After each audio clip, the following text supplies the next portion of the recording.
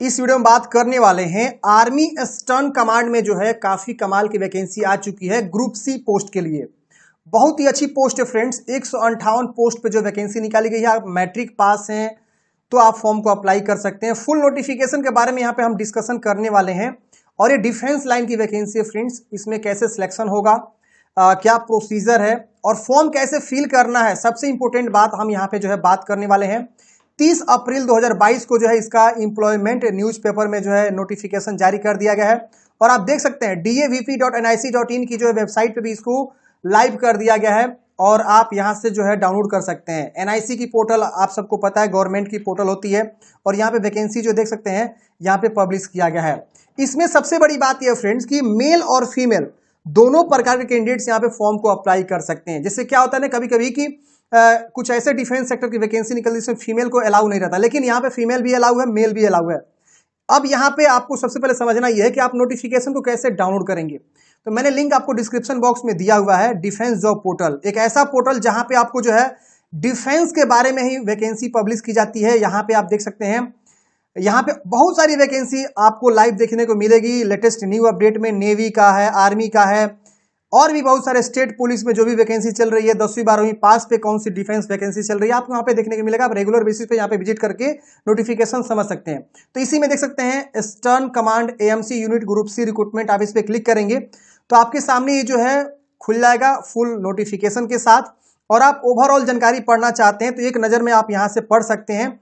और इसके अलावा यहाँ पे उम्र, उसके अलावा कितनी वैकेंसी है, सैलरी क्या है, किस पोस्ट के लिए क्या क्वालिफिकेशन है। इसके अलावा नीचे आएंगे तो यहीं पे आपको जो है डाउनलोड नोटिफिकेशन और फॉर्म का ऑप्शन मिले, इसे क्लिक करेंगे तो आपके सामने इस तरह से जो नोटिफिकेशन खुल के आ जाएगा।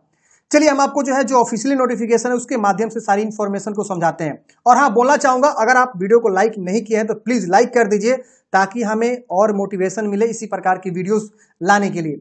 यहाँ पे बोला गया कि जो है कमांड हॉस्पिटल ईस्टर्न कमांड जो है कोलकाता में अवस्थित है और ये इस तरह का जो कमांड हॉस्पिटल है इसमें वैकेंसी निकाली गई है। और इसमें देख सकते हैं कई तरह की पोस्ट हैं। इसमें बोला गया कि अगर आप एलिजिबल इंडियन सिटीजन है तो फॉर्म को अप्लाई करेंगे। बार्बर का 9 पोस्ट है, चौकीदार का 12 है, एलडीसी का 3 है, सफाई वाला का 35 है, हेल्थ इंस्पेक्टर का 18 है, कुक का 3 है। इसकी वजह से यहाँ पे जो है मेट होते हैं उनका यहाँ पे 8 है, वार्ड सहायिका का 53 है, वाशरमैन का 17 है। यहाँ पे सबसे बड़ी बात आपको ये समझना है कि इसमें जो सफाई वाली है 35 पोस्ट, बहुत ज्यादा पोस्ट है, और वार्ड सहायिका है, ये दोनों पोस्ट जो है स्पेशल फीमेल के लिए रिजर्व किया गया है। यानी इस दोनों पोस्ट पे जो है फीमेल कैंडिडेट्स ही फॉर्म को अप्लाई करेंगी, मेल नहीं अप्लाई करेगा। यहाँ पे ध्यान देना है। तो बहुत ज्यादा संख्या में वैकेंसी है, सफाई वाली 35 और यहाँ पे जो वार्ड सहायिका है 53, यहाँ पे वैकेंसी आपको देखने को निकाली गई है। तो बहुत ही अच्छी यहाँ पे अपॉर्चुनिटी है फीमेल के लिए, क्योंकि यहाँ पे देख सकते हैं सैलरी भी अच्छी खासी है। पे मैट्रिक्स आपको 18,000 से लेकर 56,900 आपको यहाँ पे लेवल 2 लेवल 4 तक की आपको सैलरी यहाँ पे देखने को मिलेगी, अलग अलग कैटेगरी वाइज। यहाँ पे बोला गया देखिए साफ साफ कि सफाई वाली एंड वार्ड सहायिका पोस्ट के लिए जो है फीमेल कैंडिडेट्स ही फॉर्म को यहाँ पे भरेंगी। और यहाँ पे आपको जो है अलग अलग कैटेगरी वाइज भी आपको कोटा देखने को मिलेगा, जो रिजर्व कोटा होता है ये भी आपको यहाँ पे देखने मिलेगा। और एज बोला गया 18 से 25 वर्ष किस पोस्ट के लिए यहाँ पे देखिए बताया गया है। हेल्थ इंस्पेक्टर के लिए 18 से 27, बाकी सभी के लिए 18 से 25 वर्ष आपकी आयु है तो फॉर्म को अप्लाई करेंगे।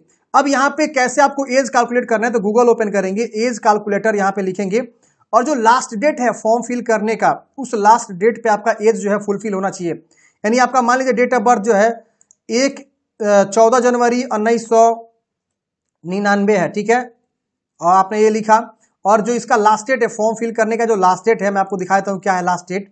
उस डेट पे आप जो है अपना एज कैलकुलेट करेंगे। जैसे कि यहाँ पे इसका लास्ट डेट बोला गया है 13/6/2022, तो यहाँ पे आप 13/6/2022 रखेंगे, 13/6 यहाँ पे और कैलकुलेट करेंगे। अगर आपका उम्र मतलब 25 के अंदर में आता है तो आप यहाँ पे फॉर्म के लिए अप्लाई करेंगे, और 18 के बाद आता है तो इस तरह से आप अपना एज को कैलकुलेट करेंगे, जो कि 18/25, किसी में 18/27 बोला गया है। समझ में आ गया एज कैसे कैलकुलेट करना है। अब यहाँ पे आपको जो है relaxation, age, fee, medical examination, standard of suitability, ये सब जो है आपको any kind of relaxation any candidates will be as a per order and last date of application, जो भी लास्ट डेट का एप्लीकेशन है, जैसे एज की बात करें, फी की बात करें, मेडिकल एग्जामिनेशन या क्वालिफिकेशन, वो सब जो है लास्ट डेट पे जो है काउंट किया जाएगा, जो कि मैंने आपको बताया कि लास्ट डेट पे कैसे आप जो है काउंट करेंगे अपना एज के बारे में। समझ में आ गया फ्रेंड्स। अब यहाँ पे समझते हैं एसेंशियल क्वालिफिकेशन। अगर आप बार बार पोस्ट के लिए अप्लाई करना चाहते हैं तो आपको जो है मैट्रिक पास है तो फॉर्म को अप्लाई करेंगे, और आपको जो है बाल काटना आनी चाहिए। जिस ट्रेड के लिए आप यहाँ पे अप्लाई करें उस ट्रेड में आपको जो प्रेफरेंसी होनी चाहिए। अगर आपके पास 1 ईयर का एक्सपीरियंस है उस ट्रेड में तो आपको ज़्यादा वरीयता दी जाएगी। डिजरेबल, अगर आपके पास डिजरेबल नहीं है ना तो भी फॉर्म को अप्लाई कर सकते हैं, लेकिन डिजरेबल है तो और बेहतर रहता है, आपको ज़्यादा प्रेफरेंस सिलेक्शन में ज़्यादा जो है चांस मिलता है। चौकीदार के लिए बोला कि मैट्रिक पास है तो आवेदन कर सकते हैं, डिजरेबल है तो भी आवेदन करिए, नहीं है तो भी आवेदन कर सकते हैं। एलडीसी लोअर डिवीजन क्लर्क के लिए वैकेंसी है, 12वीं पास है तो फॉर्म को अप्लाई करेंगे, और इंग्लिश टाइपिंग आपको 35 वर्ड पर मिनट होनी चाहिए। अथवा बोला गया अगर आपके पास Hindi typing 35 word per minute है तो भी आप फॉर्म को अप्लाई करेंगे।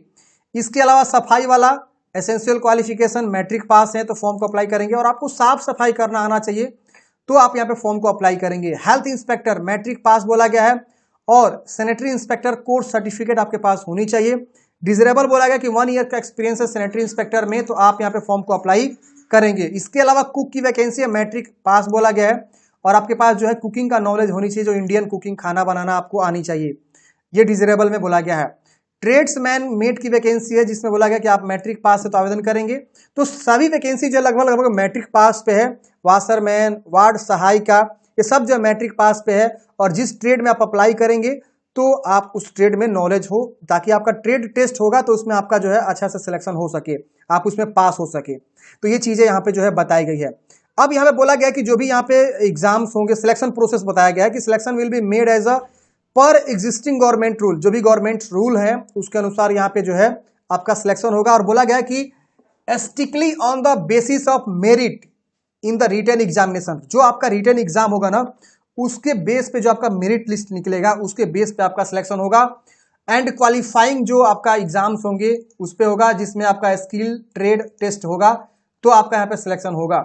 मतलब जो भी आप रिटन एग्जाम में आप प्रेफरेंस परफॉर्म करेंगे उस हिसाब से आपका यहाँ पे जो है, अगर आप फॉर्म सही से भेज देते हैं, ये वैकेंसी जो है ऑफलाइन मोड में सही से फॉर्म भेजते हैं तो आपका यहाँ पे जो फॉर्म छटाएगा, फिर आपको जो है रिटन टेस्ट के लिए कॉल किया जाएगा, फिर आपका जो है रिटन एग्जाम होगा, फिर आपका रिटन एग्जाम के बाद मेरिट लिस्ट निकलेगा कि आपका कितना स्कोर हुआ है, उस हिसाब से आपका जो है स्किल टेस्ट और ट्रेड टेस्ट के लिए बुलाया जाएगा। जैसे मान लीजिए आप वाशरमैन के लिए अप्लाई करेंगे तो वॉशिंग करना आपको मतलब लिया जाएगा टेस्ट, सहायिका के लिए, ट्रेड्समैन के लिए, कुक के लिए तो खाना बनाना, सफाई के लिए तो सफाई करके आपको ट्रेड, ये ट्रेड टेस्ट होता है। एलडीसी के लिए तो आपको टाइपिंग कराई जाएगी, चौकीदार के लिए आपको जो है कैसे चौकीदारी करते हैं, बार बार आपको बाल काटना आना चाहिए, दाढ़ी बनाना आना चाहिए, तो ये स्किल टेस्ट आपके लिए जाएंगे। अब यहाँ पे इंपोर्टेंट इंस्ट्रक्शन समझना है कि जो लास्ट डेट है वो क्या है। तो 45 डेज रखा गया लास्ट डेट, तो 30 अप्रैल को जो है जो रोजगार समाचार पब्लिश किया जाता है उसमें 30 तारीख को जो है जारी किया गया है, और आपको 45 दिन काउंट करना है, उसका लास्ट डेट होगा। तो लगभग यहाँ पे जो लास्ट डेट होगा वो 13/6/2022 रहने वाला इसका लास्ट डेट। तो आप यहाँ पे समझेंगे और आप एक बार जरूर यहाँ पे पढ़ेंगे भी। अब यहाँ पे देखिए ये भी बोला गया है कि आपको एप्लीकेशन फी, तो एप्लीकेशन फी बोला गया कि आपको 100 रुपये, जो भी जनरल ओबीसी का कैटेगरी के लोग हैं उनको 100 रुपये का जो है पोस्टल मतलब आपको जो है डीडी बनवाना है, पोस्टल ऑर्डर जिसको बोलते हैं, पोस्टल ऑर्डर बनवाना है, डीडी नहीं, पोस्टल ऑर्डर दूसरा होता है, डीडी दूसरा होता है। तो यहाँ पे आपको पोस्टल ऑर्डर ही बनवाना है, न कि डीडी। यहाँ पे साफ साफ लिखा हुआ है कि पोस्टल ऑर्डर। पोस्टल ऑर्डर कैसे बनता है, तो आप जाएंगे अपने पोस्ट ऑफिस में, और पोस्ट ऑफिस में जाने के बाद से बोलेंगे कि हमको जो है command hospital EC Alipur Kolkata pin code इतना बताएंगे कि हमको जो है 100 रुपये का पोस्टल बना दीजिए फेवर में, फेवर मतलब उनके पक्ष में। तो वो क्या करेंगे, आपसे 100 रुपये लेंगे, कुछ एक्स्ट्रा चार्जेस होते हैं 10-12 रुपये वो आपसे लेंगे, और आपको जो है इस फेवर में जो है बना देंगे पोस्टल। तो वो पोस्टल आपको लगेगा, लेकिन वही SC/ST को नहीं लगेगा, क्योंकि यहाँ पे लिखा गया है कि fee will be accept for as a per government of India provision. जो इंडिया प्रोविजन का गवर्नमेंट है उनको जो है फी एक्सेप्शन है, जैसे एक्स सर्विसमैन, SC/ST इनको जो है एप्लीकेशन फी नहीं देना है, बाकी सबको जो है एप्लीकेशन फी यहाँ पे देना है। तो ये चीजें हैं। इसके साथ आपको जो है copy of all education certificate, caste certificate, इसके वजह से यहाँ पे अगर आप एक्स सर्विसमैन है तो अपना डिस्चार्ज सर्टिफिकेट, ये सब एक्स सर्विसमैन वालों को लगाना है। तो सभी डॉक्यूमेंट्स के साथ साथ आपको जो है birth certificate, domicile certificate, nationality certificate, Indian passport, अगर आपके पास पासपोर्ट है दीजिए, वरना छोड़ सकते हैं, पासपोर्ट नहीं मैंडेटरी है। इसके साथ परमानेंट रेसिडेंस मतलब आपको निवास प्रमाण पत्र, ये सभी डॉक्यूमेंट्स के साथ आपको जो है एजुकेशन सर्टिफिकेट भी अटैच करनी है और अटैच करके आपको भेजनी है। इसके अलावा आपको जो है यहाँ पे बोला कि all candidates must enclose self address involve and application fee, यानी आपको जो है सेल्फ एड्रेस इन्वॉल्व भी आपको उसके साथ अटैच करनी है, जिसके माध्यम से वो लोग जो है आपको एडमिट कार्ड भेज सके। ठीक है ना। तो सेल्फ एड्रेस इन्वॉल्व आपको जो है एक एक्स्ट्रा में खाली लिफाफा, उसके ऊपर आपका एड्रेस लिखा होना चाहिए, आपका नाम लिखा होना चाहिए और उसके अंदर साथ में भेजना है। ठीक है, ये चीज समझ में आ गया। अब आपको यहाँ पे जो बोला गया कि आपको अच्छे से जो फॉर्म आप भेजेंगे उसके ऊपर ये लिखा होना चाहिए कि application for the post of, किस पोस्ट के लिए आप अप्लाई कर रहे हैं, और on the top of the involve and category in capital letter, आपको जो अपने जो इन्वॉल्व है उसके ऊपर में आपको ये लिखना है कि application for the post of, जैसे एलडीसी तो एलडीसी लिख देंगे और कैटेगरी में लिख देंगे आपका जो भी ओबीसी एससी एसटी क्या है आप लिखेंगे। फिर यहाँ पे बोला गया कि every applicant must apply separately for each post, अगर आप अलग अलग पोस्ट के लिए अप्लाई करना चाहते हैं तो सेपरेटली आपको जो अलग अलग फॉर्म को भेज सकते हैं, भर सकते हैं। ये चीज आपको साफ साफ बताई गई है। तो ये देख सकते हैं सारी गाइडलाइंस है। और आपको भेजना कहाँ है, तो ये इसका एड्रेस है, इस एड्रेस पे आपको भेजना है थ्रू यहाँ पे रजिस्टर पोस्ट या स्पीड पोस्ट, दोनों में से किसी माध्यम से भेजेंगे। तो मैं आपको रिकमेंड करूंगा कि रजिस्टर पोस्ट से भेजे, थोड़ा फास्ट जाता है, पहले पहुंच जाएगा। सॉरी, स्पीड पोस्ट से आपको भेजना है, तेज जाएगा, ये बहुत फास्ट जाएगा, थोड़ा सा चार्ज आपको ज्यादा लगते हैं भेजने का, बाकी यहाँ पे जो है आपको सही रहता है, जल्दी पहुंच जाता है। इस एड्रेस पे आपको भेजना है सभी लिफाफे को, जो भी आप फॉर्म को अप्लाई करना चाहते हैं। तो ये सारी इन्फॉर्मेशन यहाँ पे बताई गई है, आप एक बार जरूर देखेंगे। और यहाँ पे आपको नीचे में बताया गया एग्जामिनेशन, पेपर एग्जामिनेशन कैसे होगा, किस तरह का सिलेबस है। तो पेपर 1, 2, 3, 4 तरह के पेपर्स होंगे, जिसमें जनरल इंटेलिजेंसी रीजनिंग पहले होंगे, फिर जनरल अवेयरनेस, फिर आपका जनरल इंग्लिश, उसके वजह से न्यूमेरिकल एप्टीट्यूड, और 2 घंटे का आपको समय मिलेगा। और हिंदी इंग्लिश दोनों लैंग्वेज में आपको ये क्वेश्चंस रहेंगे। और यहाँ पे बोला गया कि जो एलडीसी का पोस्ट है वो 12th स्टैंडर्ड रहेगा, और जो 10वीं क्लास के जो पोस्ट हैं जैसे कि ट्रेडमैन, हेल्थ इंस्पेक्टर, सफाई वाला, वो सब 10th स्टैंडर्ड की तरह यहाँ पे आपको रहेंगे। तो आप एक बार जरूर देखेंगे। और देयर में भी नेगेटिव मार्किंग, आपको जो फॉर्म फिल करेंगे, जो आपका क्वेश्चन रहेगा उसमें नेगेटिव मार्किंग भी रहेगा। अगर आप रॉन्ग आंसर करते हैं उसमें नेगेटिव मार्किंग आपको काटे जाएंगे, 1/4 जो होता है। तो ये फ्रेंड्स जो है सिलेक्शन प्रोसेस का, रिटन एग्जामिनेशन का ये जो सिलेबस है आप देख लेंगे। इसके बाद यहाँ पे आपको जो है एप्लीकेशन फॉर्म मिल जाता है। अगर आप बोलिएगा तो मैं एक सेपरेट अलग से वीडियो ला दूंगा कैसे आपको फॉर्म को फिल करना है स्टेप बाय स्टेप।